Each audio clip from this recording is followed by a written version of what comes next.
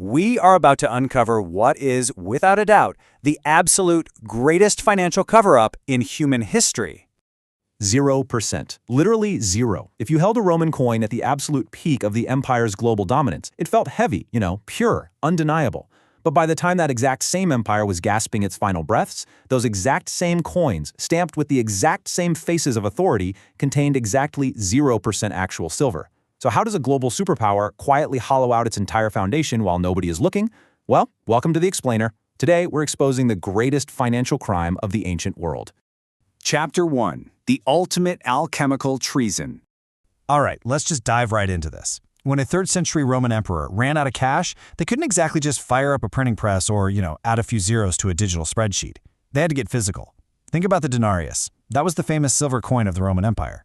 When the state faced these massive physical deficits, their go-to solution was debasement.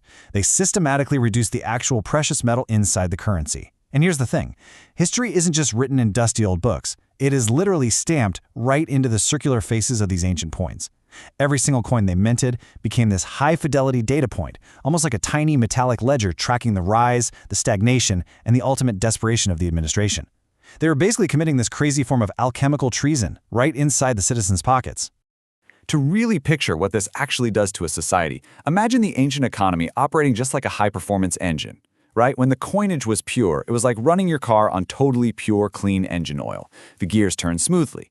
But the state, incredibly desperate to stretch their resources, started mixing in base metals, stuff like lead and copper. It is exactly like pouring cheap impurities into your car's oil just to mask an impending blowout.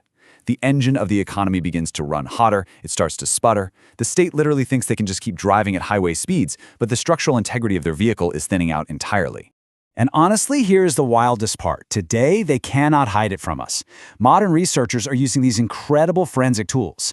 Literally shooting lasers at these ancient coins, using X-ray fluorescence, neutron activation analysis, and mass spectrometry. We can detect the most minute, microscopic variances in silver, copper, and lead. We can actually trace the exact shifting ratios of these metals to catch ancient emperors red-handed in their lies. It effectively maps out their economic manipulation with unprecedented granular precision. Chapter 2. The Fake Money Feedback Loop. So you see, you can't just thin out the money supply without the real world eventually noticing. Because the state held an absolute monopoly on the minting process, it led to this totally devastating scenario. Just imagine a chef hosting a massive banquet for, let's say, 500 hungry guests.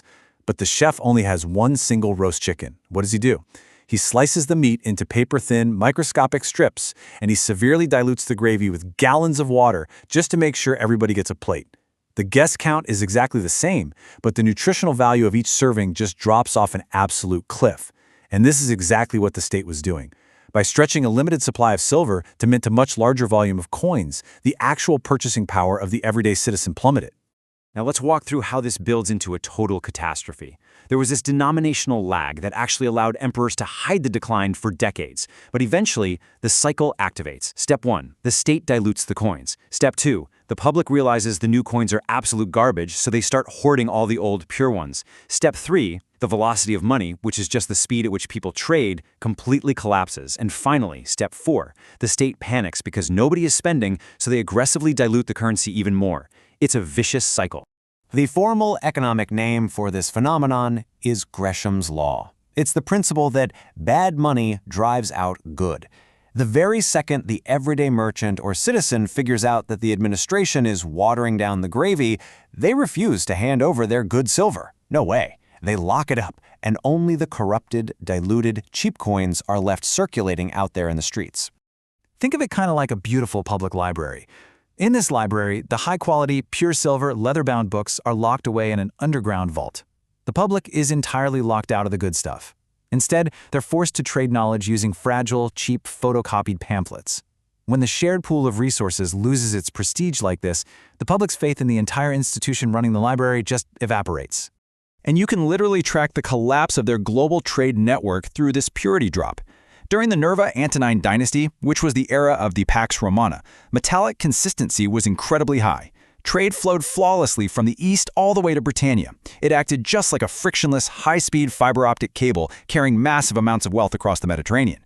But jump forward to the Severan era's inflationary crisis. The metallic purity crashes. That unified, beautiful fiber optic cable completely shatters into localized, disconnected signal repeaters.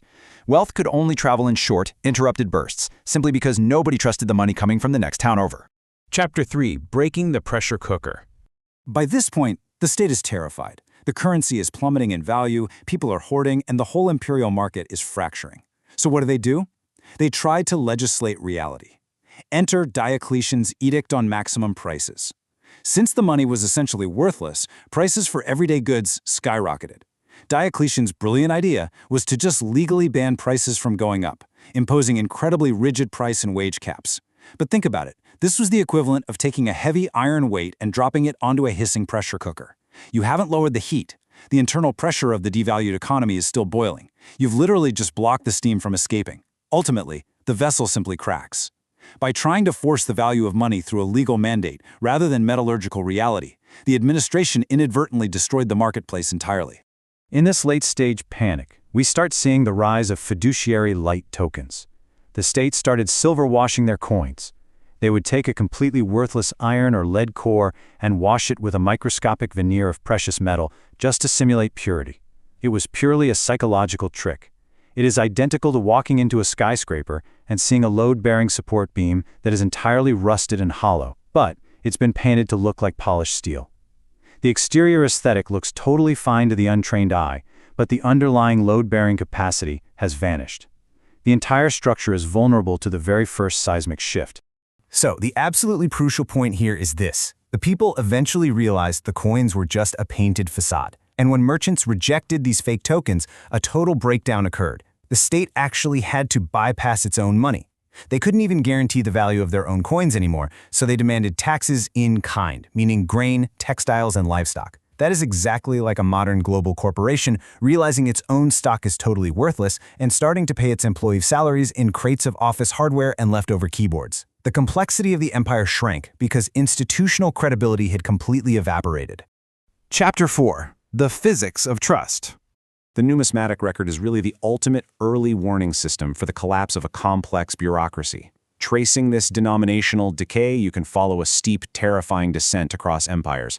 From the Roman denarius all the way down to the Byzantine millurasian, they all plummet towards something called the silver point. This is the exact mathematical threshold where the currency is no longer considered to contain any appreciable precious metal. And remarkably, across incredibly diverse empires, hitting this silver point almost perfectly correlates with the political collapse of the controlling body. When a state uses money for short-term convenience instead of a store of value, it has already begun the process of self-immolation. Now, mass spectrometry shows us that this wasn't always just blind panic. By tracing the procurement of lead and copper dilutants, we see this was often a heavily calculated strategic shift. The state intentionally forced citizens to bring in their older, higher purity coins to be exchanged for the new, garbage, debased ones. They were effectively mining their own citizens' hoards. It was a tax on memory. They were stealing the saved value of previous generations just to cover the immediate, desperate costs of current governance. It is exactly like a candle tilting over to melt its own wax base, consuming its own structural stability just to burn faster and brighter for one final, fleeting moment. Empires that maintained their metallic fidelity survived, allowing for massive infrastructure investment and territorial cohesion. Those that chose dilution sacrificed their entire future for immediate liquidity. Because, at the end of the day, you cannot manipulate the physics of trust. Trust isn't some legal construct. It is a physical reality tied directly to the integrity of the asset. A currency without density acts like a weightless anchor in a massive storm. It will eventually lose its grip, leaving the entire society to just drift into systemic collapse. Which brings us to today. We are currently living through a period of unprecedented monetary experimentation that honestly mirrors the late classical era in its staggering complexity. Sure, we've moved away from physical bullion toward digital ledgers, but the core principle hasn't changed a bit.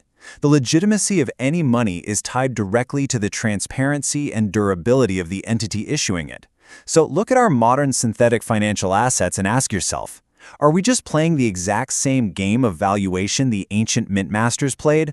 Are our complex digital ledgers just the ultimate modern form of silver washing?